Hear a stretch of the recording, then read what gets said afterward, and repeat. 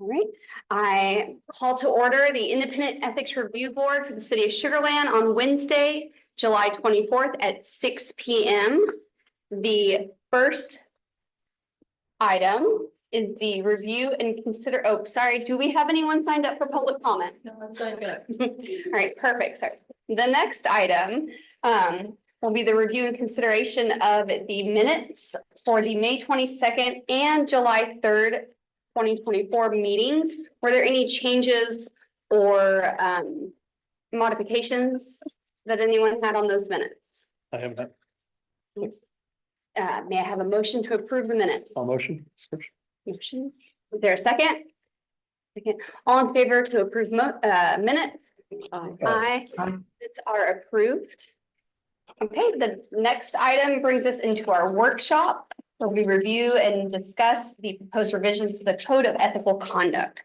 Last meeting, we have stopped at section 2-80. And that is where we shall start tonight.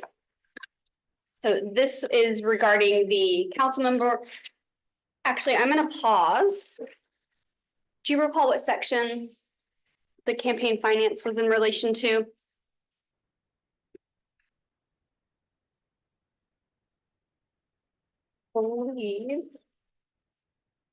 Because we were talking about thresholds with respect to dollar amounts, and we requested the average contribution amounts over the past couple of years. 2-77, sorry. Let's look at that first, just because we have this information provided, and that way we can complete that discussion. Well, section 8 on the red line. Perfect. So section 8, the item is a person or entity from which the official has received an election campaign contribution of more than blank in the aggregate during the past election cycle. And so what we're discussing is whether or not we would like to add this language, but what would the threshold dollar amount be that felt most appropriate for the conflict of interest? And so the average contribution of across the 43 reports was $4,385.02. And you know, that's where we're at from an average for the past couple of years. Now, does anyone have specific thoughts regarding dollar threshold amount for the fill in the blank component?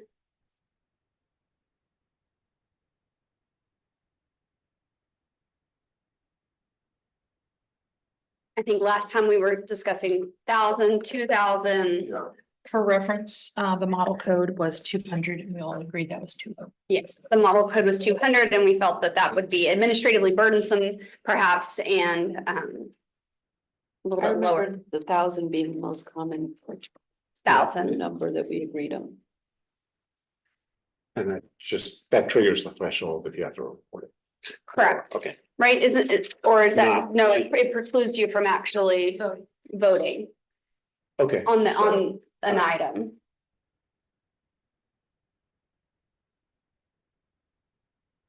An official must not use or attempt to use for any of the following persons. Fail to take action of, So under B, I don't, does that relate to abstention? actually, no. Okay. Abstention is if you had to file the form, they would have already had to file the form. Excuse me. I think this is just more, Disclosure. yes, sir.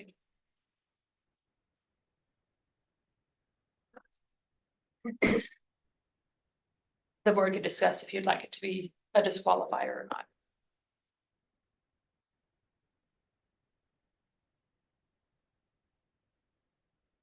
I think if we're doing disqualifier, I feel like 1,000 is low. I feel like from a disclosure standpoint, 1,000 is, it feels appropriate. From the 2,500 to be the disqualifier. like you have to tell if it's 1,000 or more, and if it's more than 2,500, then you're off the bench. I'm sorry, I'm reading the Okay. B behind it. Yeah, so B is 2,500. But it's a vendor, sorry, I just wanted from a consistency, wanted to refresh that B section. And B is tracking state law. That's where the 2,500 came from.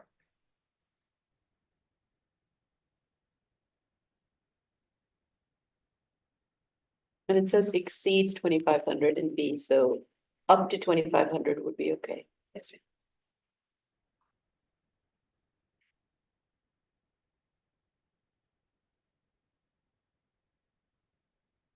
So what I hear you say is that you think we should include exclusionary language, so 1,000 for disclosure, but 2,500, then you have to, that it's a disqualifier.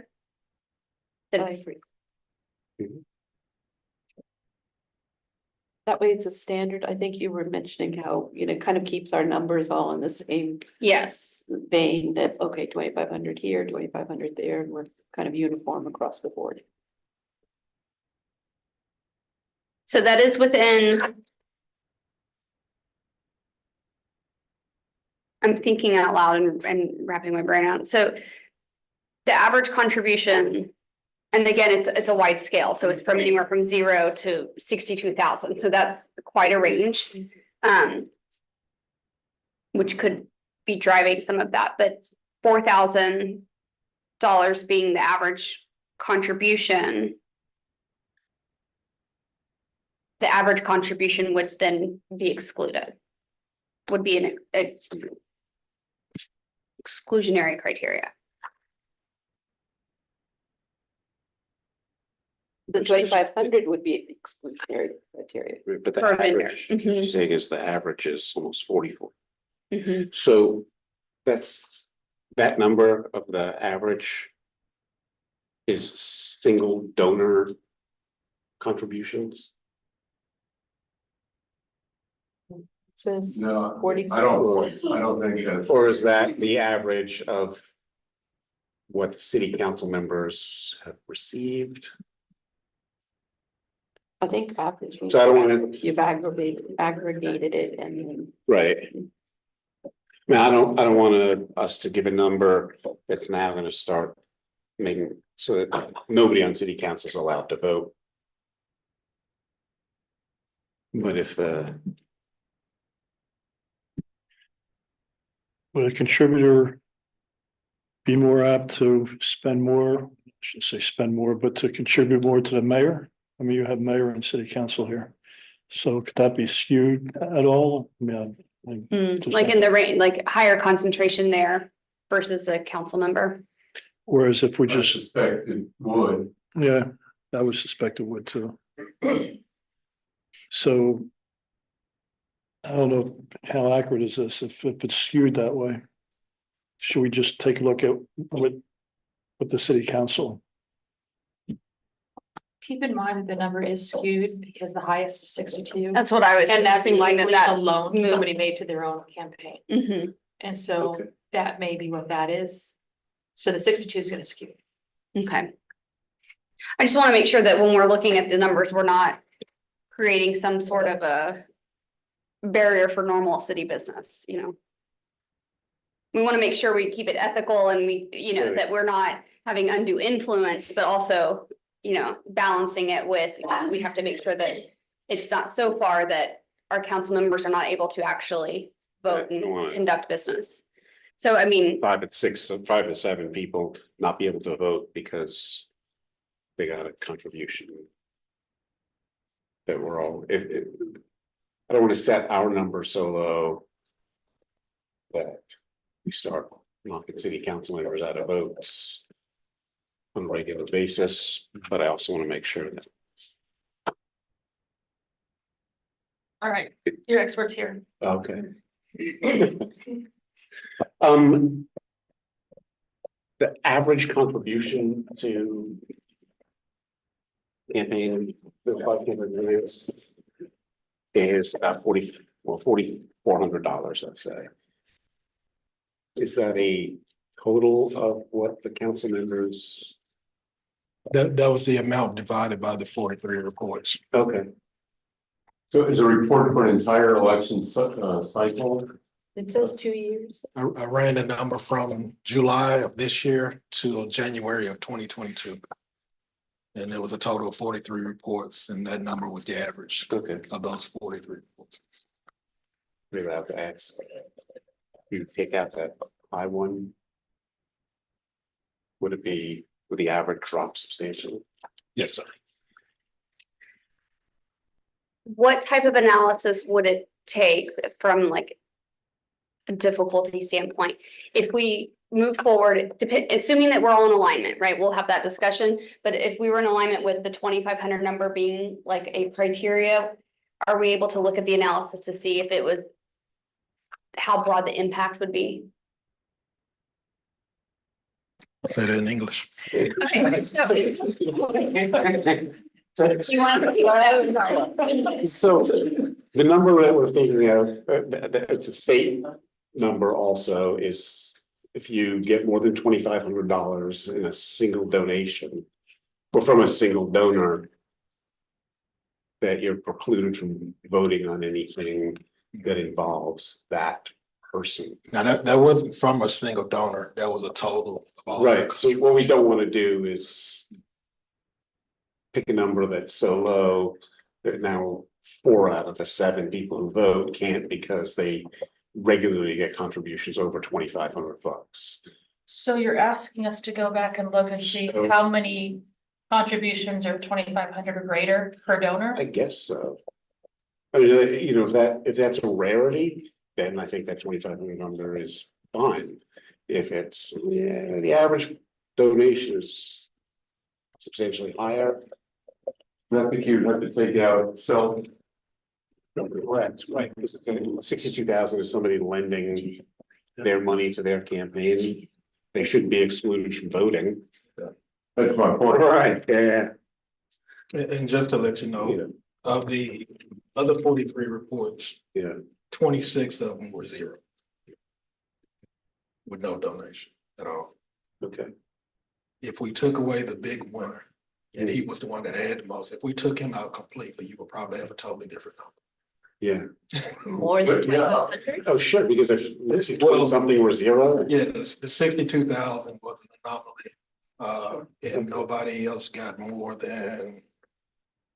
So 1,200 on one, I got 29,000 on one, 2,500 for the highest, well, 46. That gives us the answer. Yeah, yeah, so. Thank you. Thank you very Having that much. Ready to go.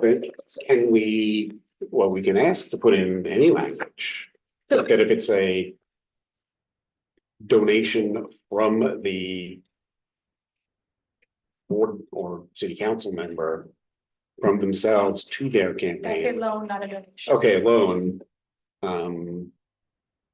But that wouldn't exclude them from participating. No. Right, but if we just give a statement, if you get more than $2,500, you can't. We need to The reason specify that it's. it has like immediate family members to keep somebody from gifting it to them Mhm. outside the thing and then Mhm. they gift it over so that you hide. Right, State law requires it to be a track. Transparency.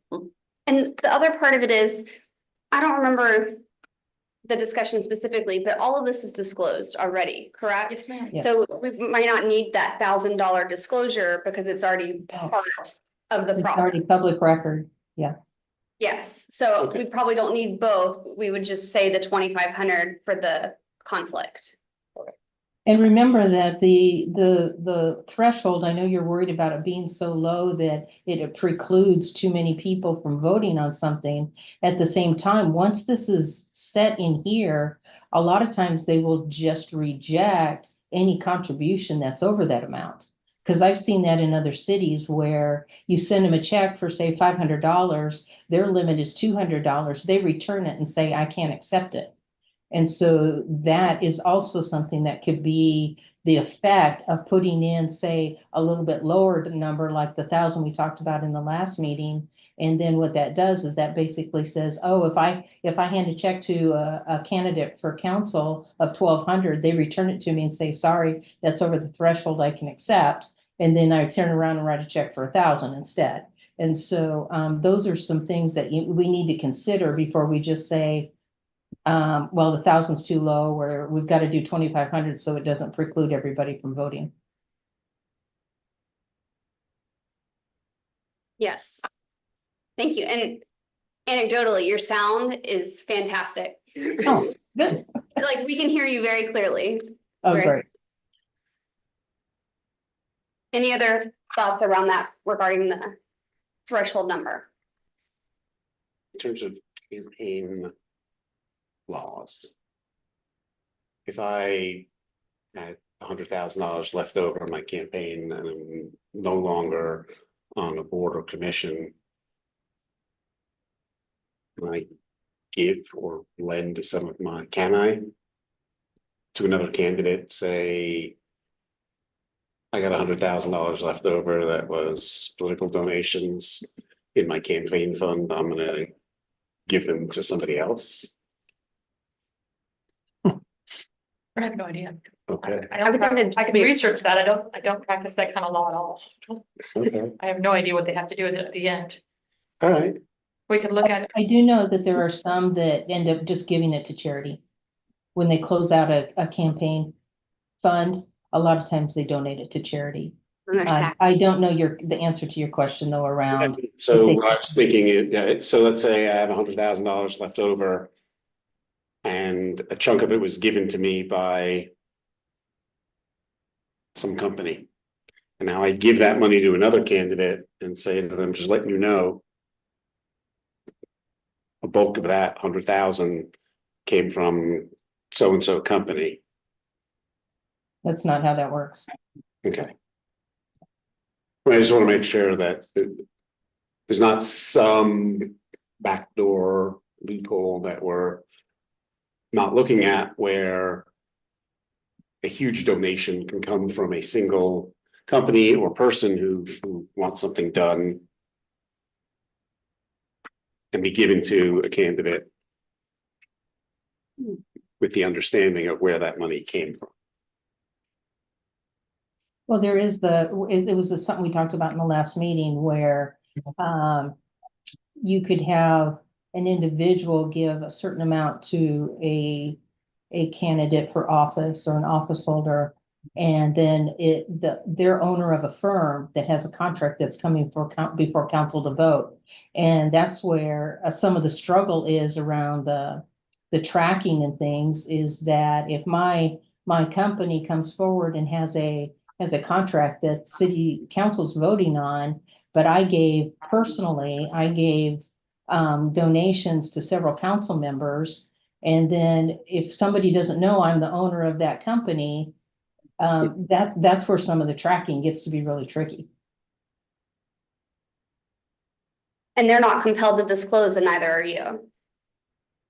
In that circumstance.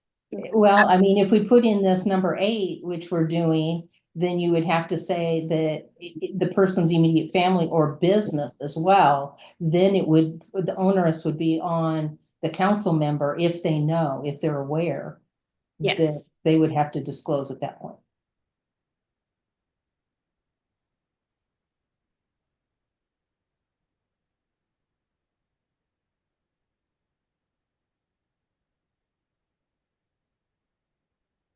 Agreed.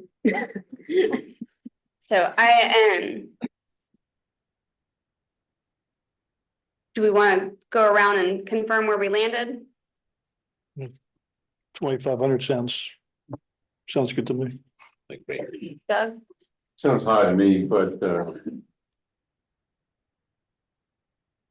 I think before it was 200, right? Mhm. And I think I raised a point, gosh, don't they raise, more than that? And I was kind of got shut down, but I mean, Larry said, no, they don't. Most of the contributions are $50 or something like that. So, I mean, I was ignorant. Maybe I still am.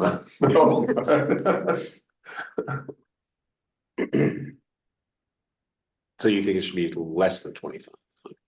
Yeah, Okay, yes, I mean, I think we were talking about $1,000 last Yeah. meeting. So,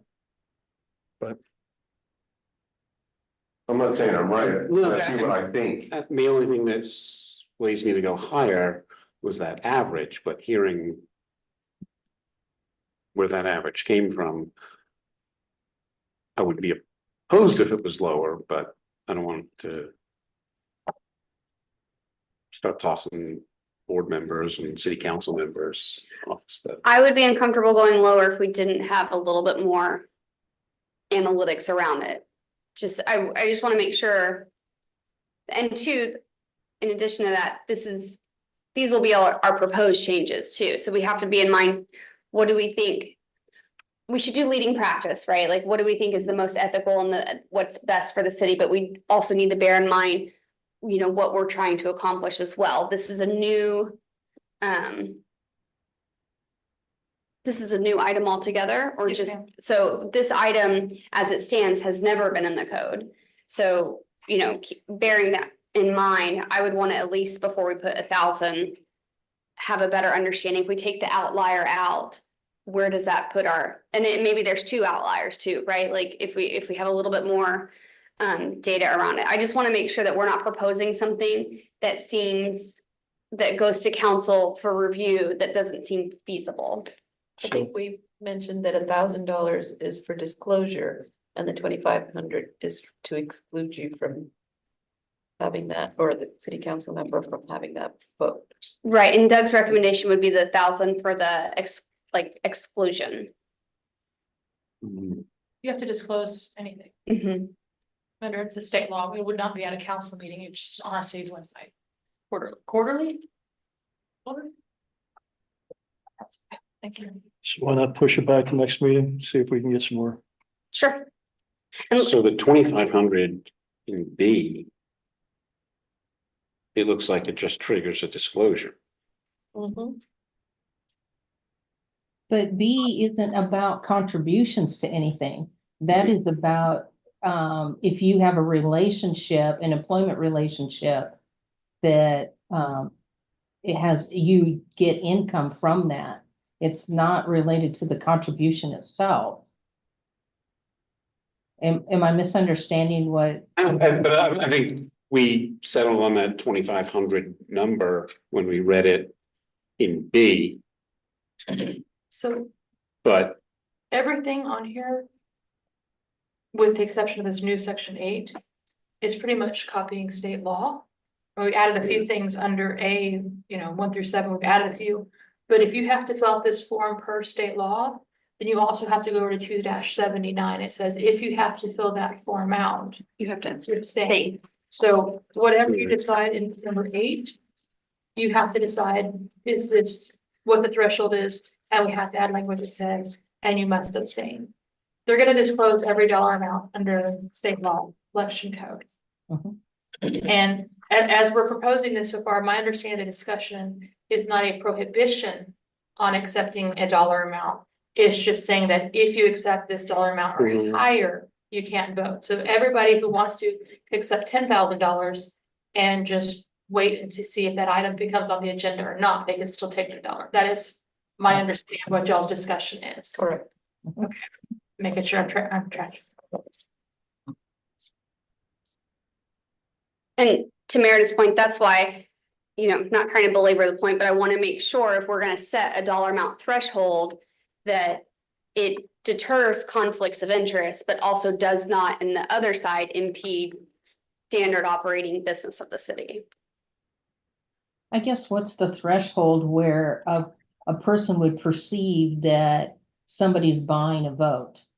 I mean, that's really at the end of the day, what's the perception of that? And then the dollar amounts, I think, fluctuate depending on whether it's a city council type of environment or a county commissioner type of environment, and then up to, state legislative. And so I think you have smaller thresholds at the city council level versus, say, a county commissioner level or those types of things. So I guess what's that perception that I'm buying a vote? Yes. we should also keep in mind the city council members only get a yes or no vote with any contract, right? Several departments in the city go through the process of choosing a vendor, right? State procurement laws require us to do a number of steps. So any contract over 3,000, we have to go out and get hub vendors. So you have to get at least 3 quotes and you have to show that at least 1 or 2 of them are on the hub list for the state, historically underutilized businesses. And then once you hit 50,000, state law requires us to go out for bid. Unless it's immediate health and safety, sanitation, specialized IT, but for the most part, we have to go out. And so you have to go through this procurement process where we have to post the bids, receive the bids. And then depending on what the goods and services are, it's either lowest responsible bidder or lowest qualified bidder. So a qualified vendor would be more like an engineering or professional services type contract, but otherwise lowest bidder. So if we say we want to buy X number of fire hydrants and this many number of parking blocks, they come back and they say, okay, this is my price per unit. And we have to say, okay, well, you've got the right length, you've got the right size fire hydrant, this is the best price, this is what we take to council. We can't disqualify them unless we can say your parking blocks are too small. We don't have a choice. But, So council either says If I yes gave- or no, they don't have any participation. right, so So if someone gives a $3,000, $5,000 donation to a council member's campaign, it doesn't buy them anything in terms of who gets the contract. That's done outside of city council. The only thing that would buy them is a single yes vote if that company is chosen by and city unless employees. a lower vendor is disqualified. So it may be some opportunity for a council member to say, oh, they should be disqualified. I heard blah, blah, blah, table it and go back and research it. I cannot think of a time that's ever happened when I've been here. And if somebody did give more than $2,500, You know, you can argue the point, it doesn't buy them much. if you can, you can argue the point that if your vote's being bought for $2,500, it's going to be bought for $1,000. So, Like on a road construction contract, we have engineer estimates that say, based on market, this is what we think the bid should come in. And we get bids that are within $500,000 of each other. Some of them are down to a couple $1,000s of each other. Some are $1 million apart. But we always try to get as close as we can to that engineer estimate. And if it's too far off, we don't have the budget, we go back out. But the contracts, for the most part, are not decided by $2,500. Right, so that $2,500 threshold, if you can't vote on this, are we not gonna? It's not gonna determine who is eligible for city money. So, yeah, are we cutting hairs there? Right, so it's not. I don't think $2,500 is gonna, a Agree. donation is gonna get somebody a contract to do stuff for the city that wouldn't have already been eligible. Agree from a contracting standpoint. What happens when it's not contracting and you're talking personal individual, like zoning and things of that nature, right? So I mean, it's a different bucket and it's not trying to award something, but me as an individual, either I own a business, I own a resident physical property, and you start talking about physical property decisions and I'm a contributor. Like developers. Correct. Or even, not to rediscuss a complaint, but one of the complaints we had was about a personal benefit in proximity to a decision that was made. Right? That wasn't the basis, but that was part of the discussion, was an individual that owned a business in a certain locality that impacted a certain decision. And so that's a complaint that we received. So if we're talking about contributions, could that individual have contributed to a council member that swayed that kind of a decision? And that becomes like a more interesting discussion, because then you get the supermajority situation where if P and Z says no, then you need a Yes. supermajority of city council, so they may be buying that winning vote. Correct.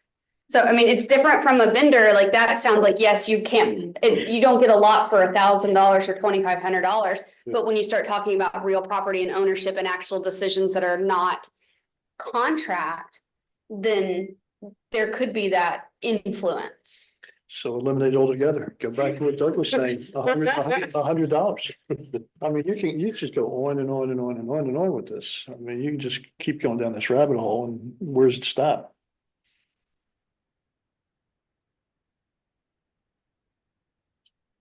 What did you say? I love this sort of discussion. Me too.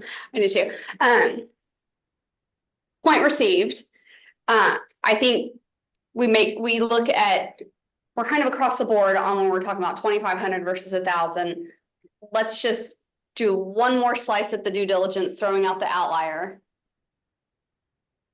You don't have to do anything. So what Steve said, table it till the next meeting. What's that? So what you said, table this till the next meeting? Yeah. There you go. Agree, but let's get a little bit of additional Yeah, we information. can take out the self-funding, I think that, Yes, Yeah. And absolutely. if there were a donation of 62,000 and 29,000. That's not great at math, 90 something, $91,000. If you average that, that's 45,000, that makes a huge difference. When you start adding that 45,000 into the average contribution and dividing it, so. Okay. That's fine. You said there were 23 zeros. That's what we're doing.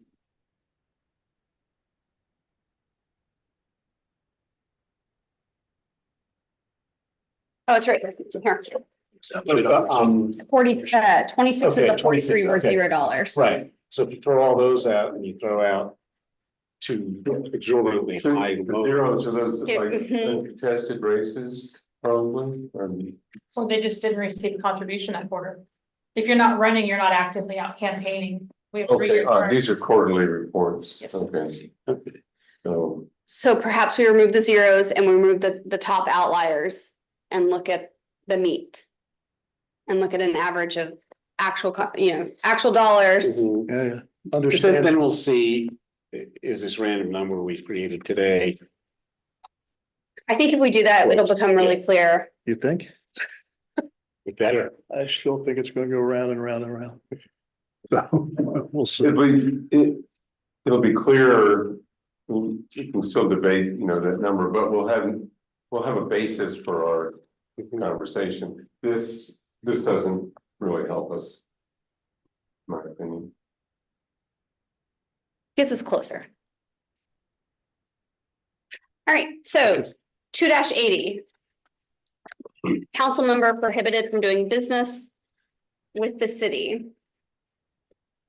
Won't read all the sections, but except as provided below, no council member may have financial interest in any significant contract or transaction involving the sale or lease of goods, real estate or services, or the lending of credit to the city.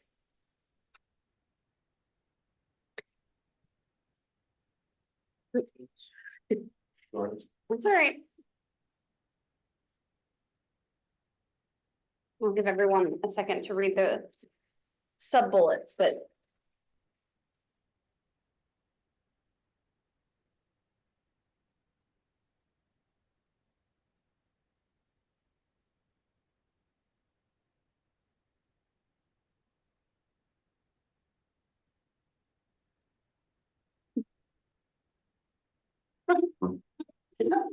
Here we go again. Yeah, it's funny, but at a macro level, do we have any initial comments, thoughts around this particular section?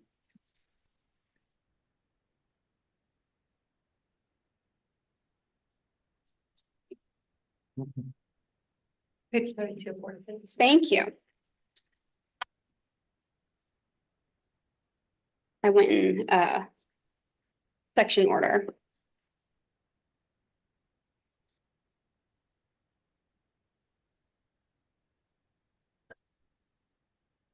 Do we define what significant contract is?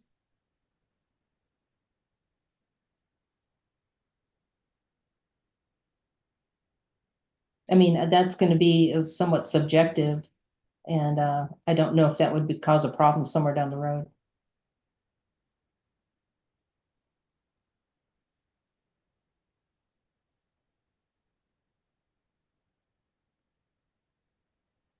Why would it say significant? So if I read it with or without that, like, okay, Paragraph C says 1,000. As if it exceeds 1,000, significant. Oh, I must have an old copy, so.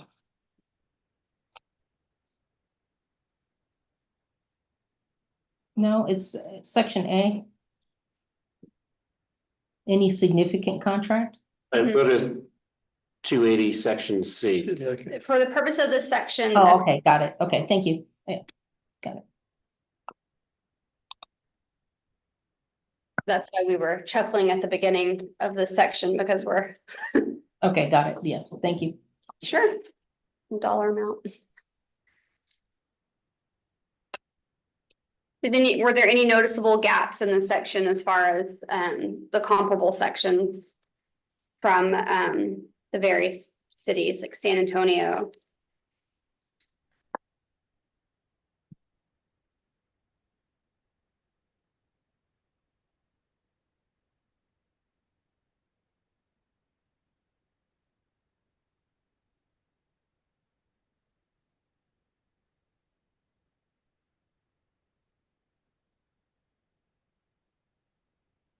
So it's interesting. If I'm, and maybe I'm reading this incorrectly, but like the city of Dallas exempts. The restrictions don't apply. To a board, commission, or body that's advisory only.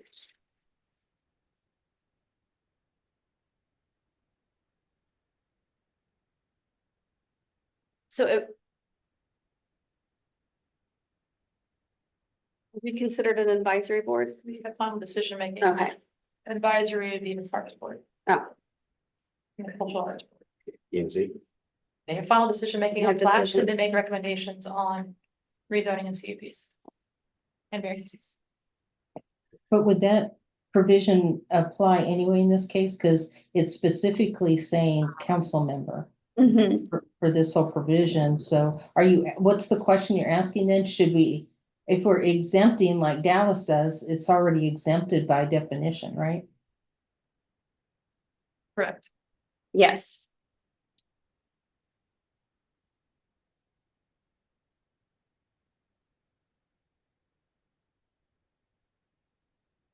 Does anybody else address eminent domain? I mean, is that?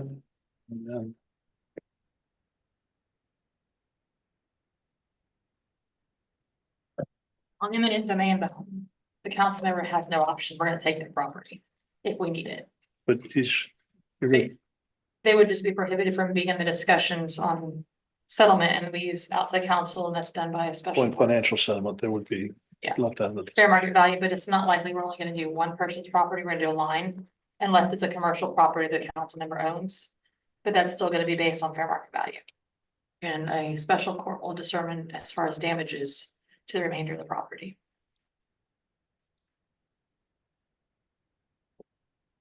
I bet that city council member knows that there's something going on 2 years down the road, and he buys that property, and he still makes money on that property.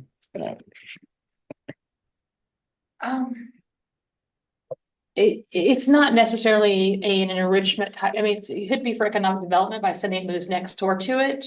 And that would be using more confidential information.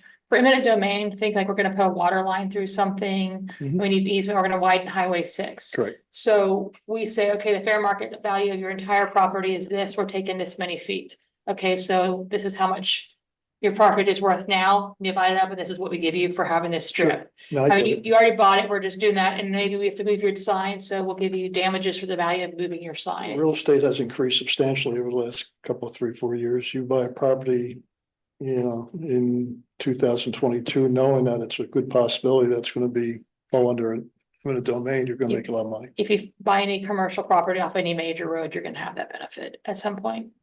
You just lose parking and your sign gets smaller. That's a possibility anyway, yes, sir.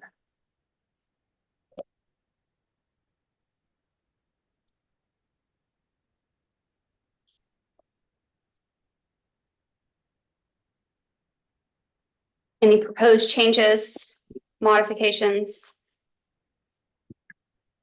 Updates to this particular section? I don't have. Okay.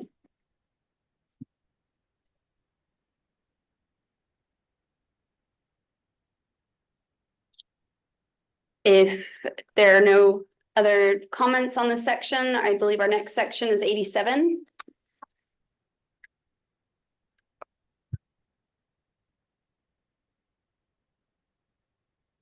Section 87 is ethic advisory opinions issued by the city attorney's office.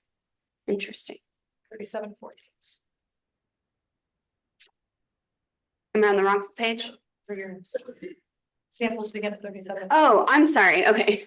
Am I reading the wrong sample?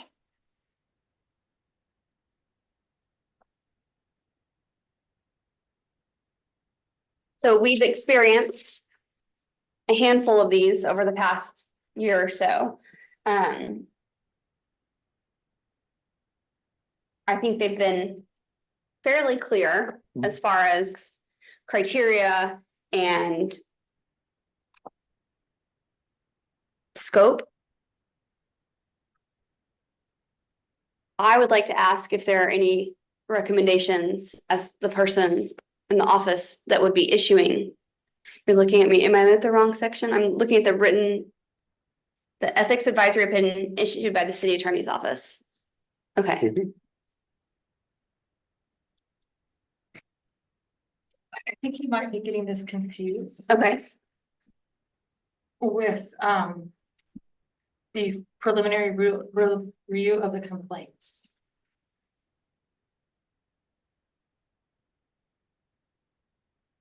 this is the get out of jail free card, right? Where you, Yes, where you, so if you ask me a question of the ethics code, I give you a legal opinion.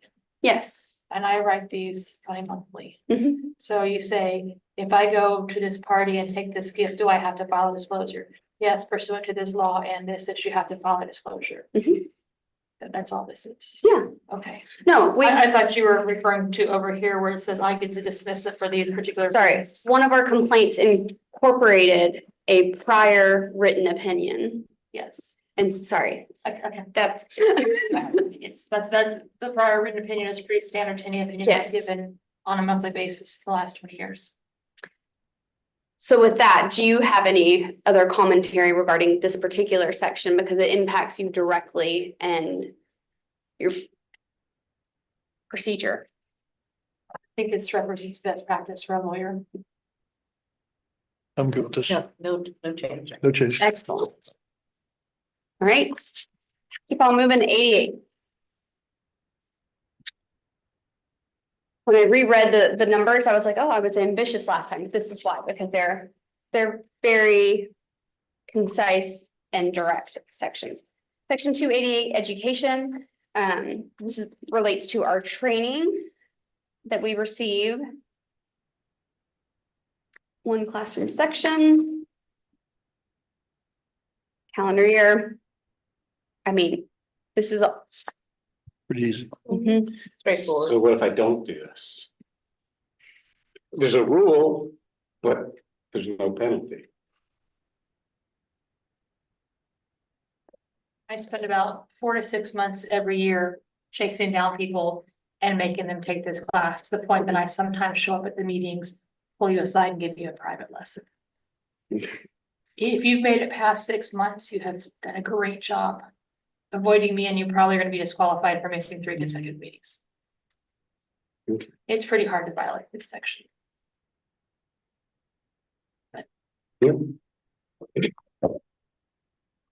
To remain in good standing, do you want to leave that as an additional statement? Member of the board, something.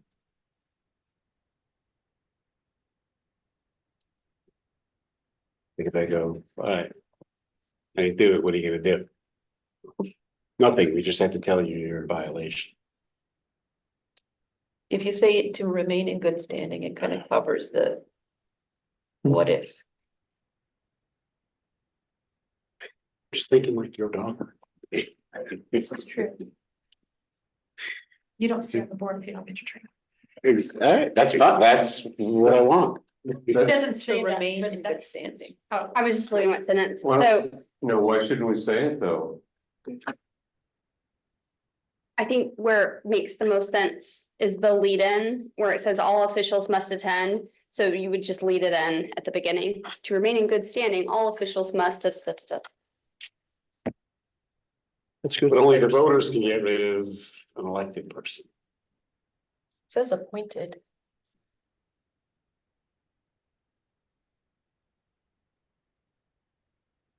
Yes, but the night we swear you in is typically the night I do it, Okay, right. because you don't get sworn in until I do it. Captive audience. Bingo. So that's how I guarantee I get my council members. But I want to put a statement in here saying you're out if you don't do this. That covers elected officials.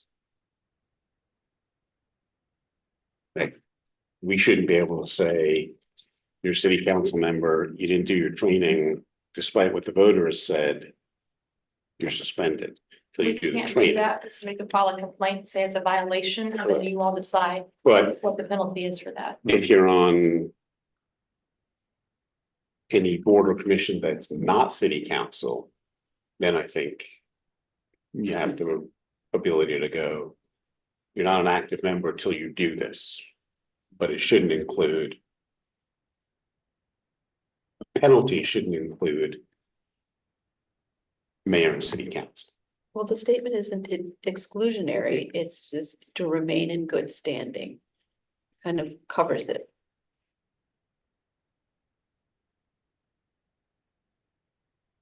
Doesn't say- I don't know. I think that just makes it more vague.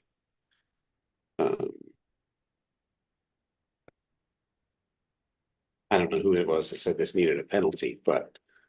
Well, to be That fair, person should also understand, no, that, I think Meredith made probably the best point, or that not best, but made a clear point. If you're in violation of this section, someone could file a complaint. So you're in violation of the code of ethical conduct. And as such, someone could bring forth a complaint, and then this board would review and then may or may not take action accordingly based on that review. So I would think in that situation, someone files a complaint, the person goes, uh-oh, that give it a training, and then you dismiss it, right? How would anyone know besides the official? And Meredith, If someone were to make an open records request. But typically, whenever we get a new board member, if they're appointed midterm, we swear them in, and as we give them an orientation, I give them ethics training. It's pretty hard to miss this. so it's basically moot. What you're saying. I think it's good to have in here, but it's, you have to try really hard to avoid getting your ethics training. and I don't think there's anything negative to adding like a to remain, like an expectation to remain in good standing, you should do this. I mean, compliance. that's what it says in a way of itself. It just adds some additional language there. Because as it stands, That could it's be a something requirement. you could take in order to remain in compliance with the policy, ethics code, you have to do it. And then we're defining what you're violating. And that document already has wording in it to say, if you violate this document, what happens to you? And then we're not saying in good standing. currently states, It would cover everybody, boards and commissions and elected officials. We just say, if you don't do this, you're violating.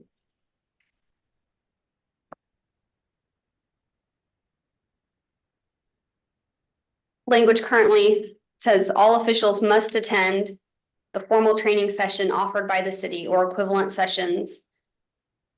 And then So I don't think anyone's getting on a board or commission or a city council seat without going past Meredith. But according to this, I'm supposed to do this every year. And that's where you could get into a situation where somebody is in violation of this. Because, oh yeah, I took it when it got appointed, but it's a 3-year appointment. You didn't catch me the second year, or it's the third year and I don't really care. I think as strict as you're gonna go is to remain in good standing. Okay. I have some recommendations. So really quickly, and just to add some clarity, so where it says the city attorney's office will provide training, education materials to officials on ethical obligations under state law. And this article, maybe keep it together, such training must include one formal classroom session in each calendar year. Could we leave the session and just say in it doesn't actually say that all official, it's implied that you have to actually take the class in each calendar year. But should it say all officials must attend the formal training session or equivalent training each calendar year?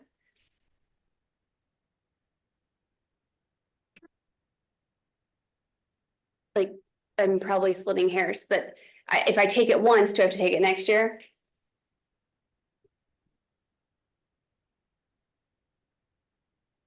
We did have that problem when people were only showing up, because I was only doing it at the council when you were swearing in, the people who weren't being sworn in.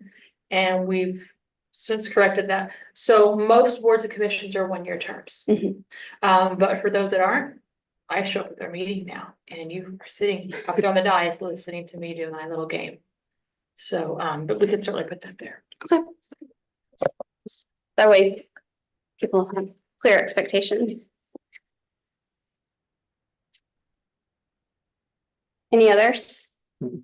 94 is next.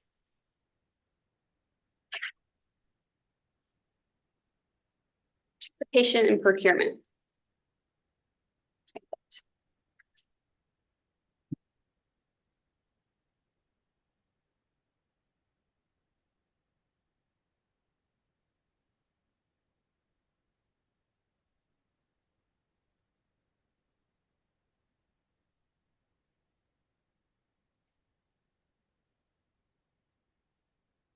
Procurement of goods and services must be accomplished in a manner that exceeds the highest level of ethical behavior, so as to protect the integrity of the procurement process and ensure compliance with state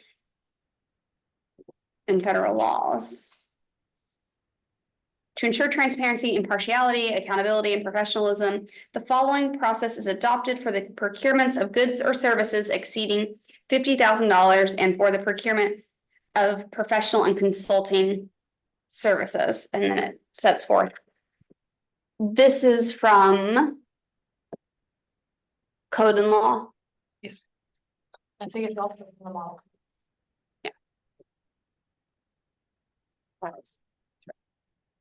I'd like a legal opinion.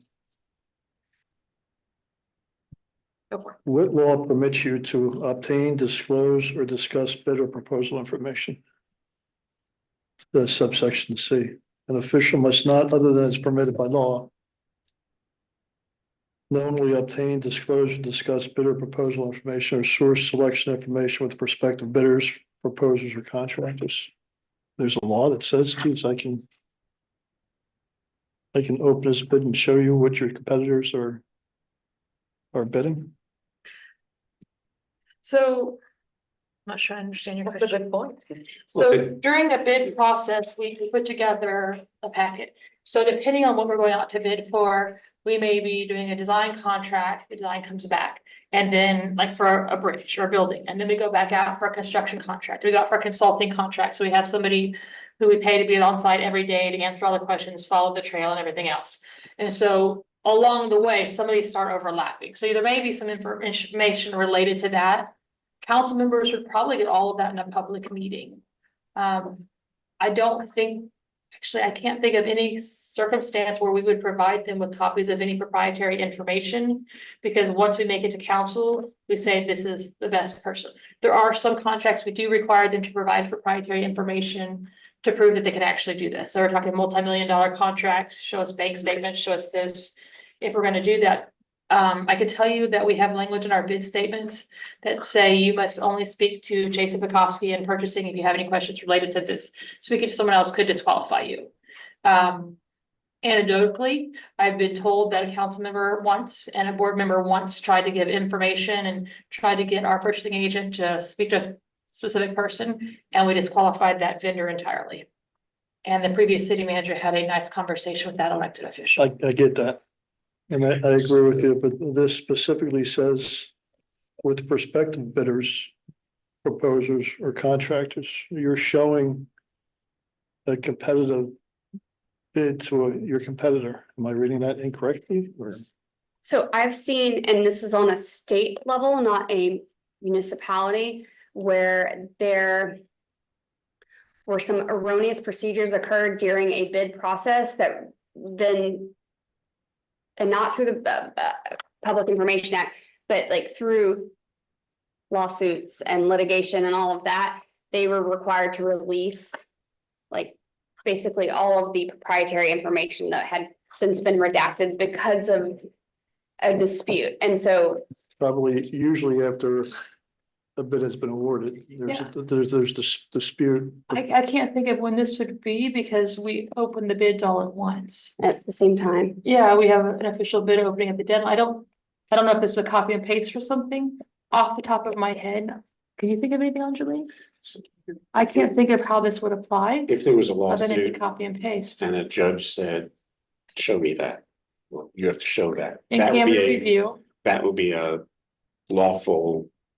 I Permitted agree, by but law. that's after, The judge says, that's after the bid has been awarded to Yeah. a contractor who another contractor is disputing, takes it to a court of law. And now you expose 3 or 4 bidders that says, okay, Harry's here, Joe's here, and that seems to make sense. And I just like that that word. last statement that like, I've seen it happen and have situation right now, but where you say before the bids or proposals are received or prior to voting, and that's, Yeah, that's to see, you're saying it's okay that I show competitive bids to another competitor. So that other than is permitted by law. and doesn't you don't make sense. file against like a procedure because the procedure hasn't been effectuated, right? Because it's before, And if there's a dispute, it's usually it's after. after, right? And that word knowingly, I dislike that word knowingly and. Sounds like church, knowing. I did it, but I didn't know that I was doing it. How do you do that accidentally? Yeah, That's your point, right? yeah. Is section C in the I'll deal with this. sure. I don't remember where I found this judge.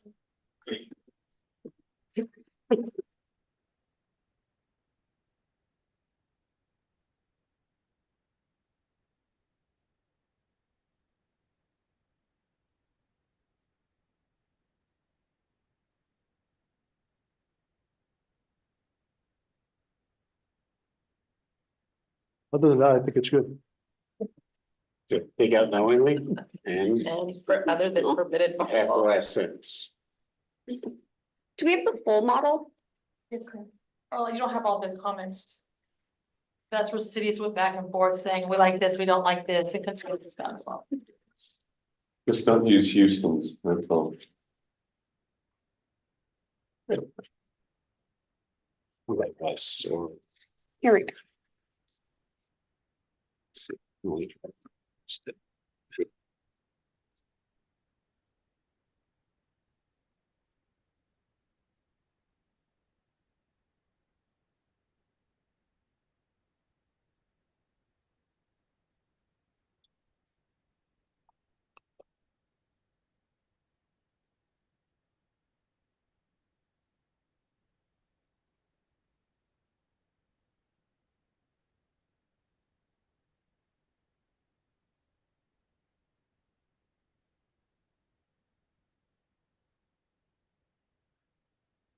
I don't see it listed in all of it.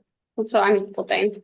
I was looking, March 18, 2024, page 1242.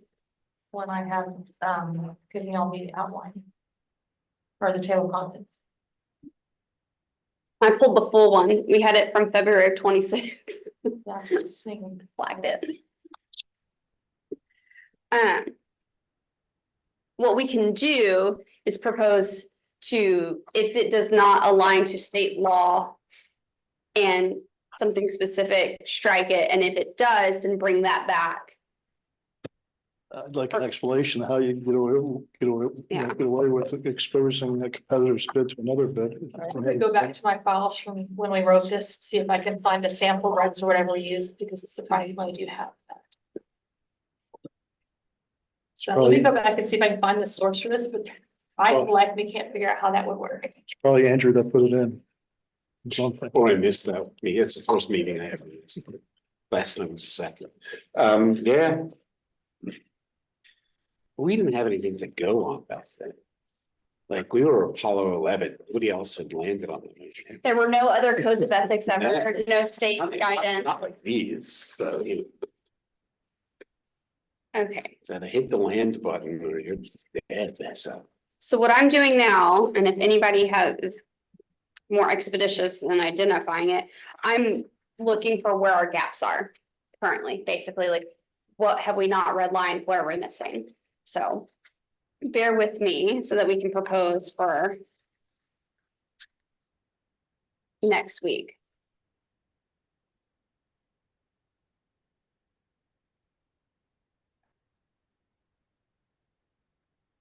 Or not next, sorry, next meeting, apologies. To be scheduled, okay.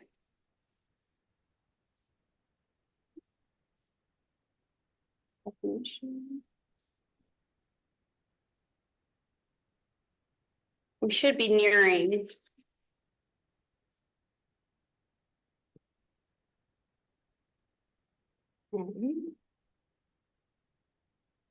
Discussion.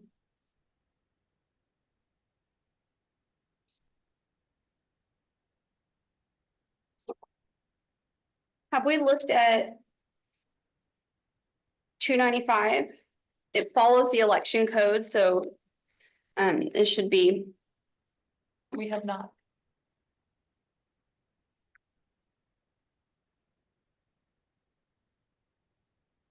so I feel like we take 295. And then it goes into our complaint procedures.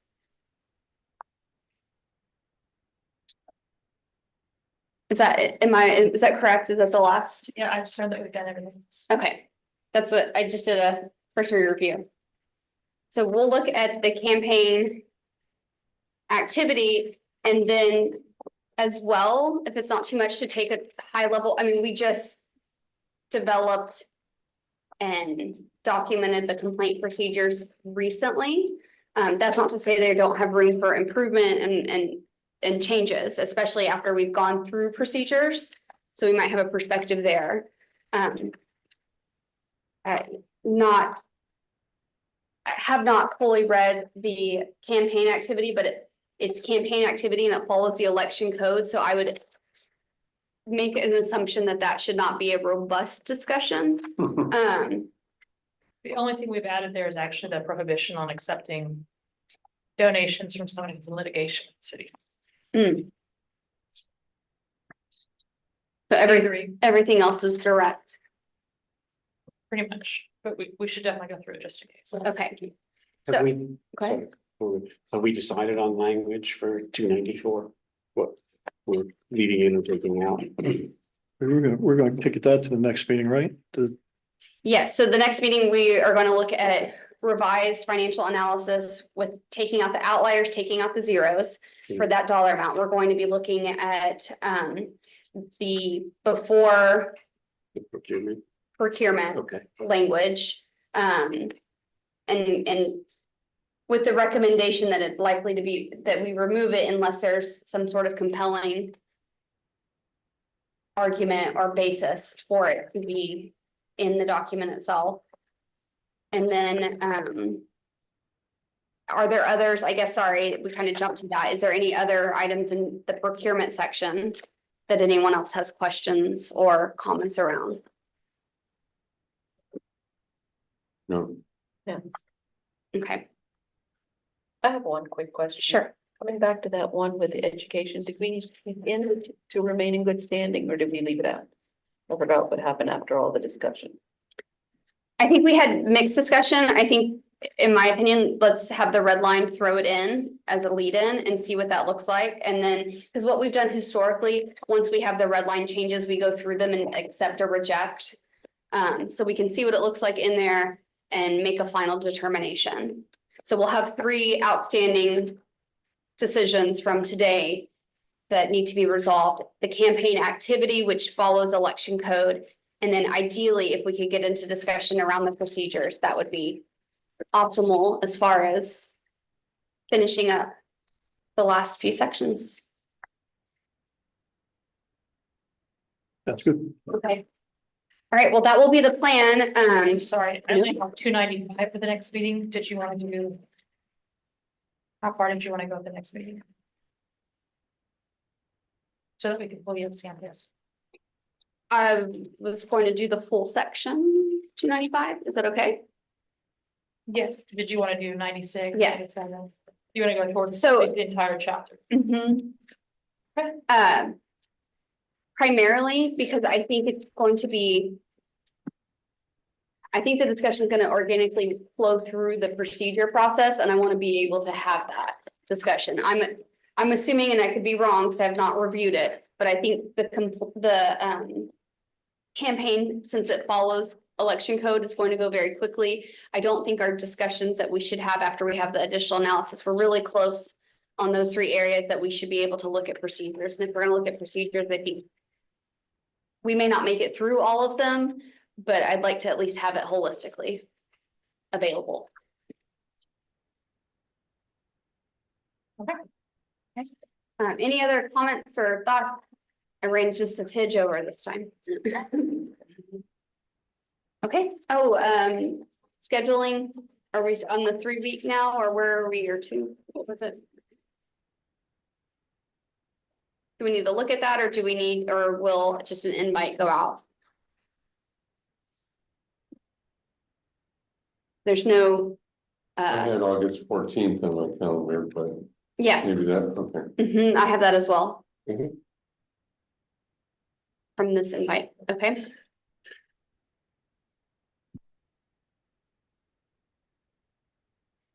I will be on vacation the 14th, so On vacation? Me too. Oh, that's true, so we might, well, truly, I'm good for the 13th, but I leave the 14th. I'm good for 13 is P and Z. Tuesday. what about the 7th? The 7th works better for me. I'll bet you. Angela, you can handle it. The 7th is good for me. Okay, She'll be returning. I'll be out of town. that's fine, I mean, I'm fine with that, if We have faith that you can do it. Don't be scared. be a little skip now. So the 7th? Let's look at the 7th then. And that way it gives us a little more cushion, because we're rolling out soon. And it's back to school time, so a lot of times. Yeah, the 13th is back to school for us. Good. Okay, We don't have staff available for that meeting. just kidding, the 7th. I'll be doing. The 7th does not work boards for and me. commissions. So they won't be available to host your meeting. Fair, okay, So the 7th is out? the 7th is out. Do You we don't want have anybody who can run your meeting. Gotcha. That could be a problem. Meredith, when are you back from vacation? How to do it? I come back on the 12th.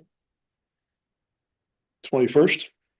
Oh, did you bring your award for us to see or? It's on my desk. Oh, I can bring it down a minute if you'd like to see it. would love to, maybe take some pictures. You can take as many pictures as you like with the award. The 21st, I can do remote. I could do 21st. is that pushing too far, Meredith, on our timeline, or is 21st okay? You take as long as you need. Okay, 21st. all right, so we're tentative for the 21st, we'll have an invite sent out. And everyone will be back available, so that's what we really, when we're going through the procedures, we should really all be here, so.